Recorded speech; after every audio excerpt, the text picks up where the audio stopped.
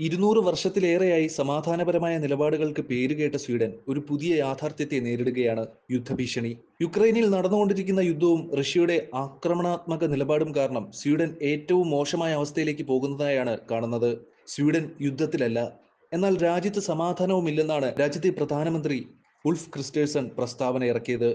ഈ സമ്മിശ്ര സൂചനയാണ് സ്വീഡന് അടുത്തതായി എന്ത് സംഭവിക്കുമെന്ന് പലരെയും ചിന്തിപ്പിക്കുന്നതും. ബാർട്ടിക് കടലിലെ ഹൈബ്രിഡ് ആക്രമണങ്ങളാണ് ക്രിസ്റ്റേഴ്സണിന്റെ പ്രസ്താവനയ്ക്ക് പിന്നിലെ കാരണം.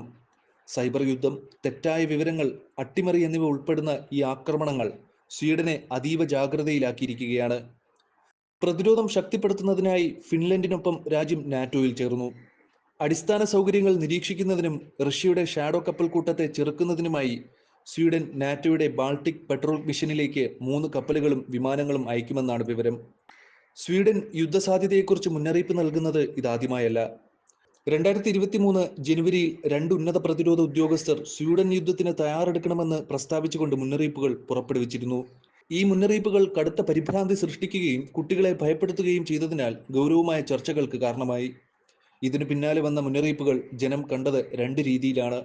സർക്കാർ പിന്തുണ ശേഖരിക്കുന്നതിനായുള്ള ശ്രമമായി ആരോപിക്കപ്പെടുകയും അതേസമയം സൈന്യമാകട്ടെ അവരുടെ വാർഷിക ബജറ്റ് ഉയർത്താൻ ശ്രമിക്കുന്നതായും ആരോപിക്കപ്പെട്ടു.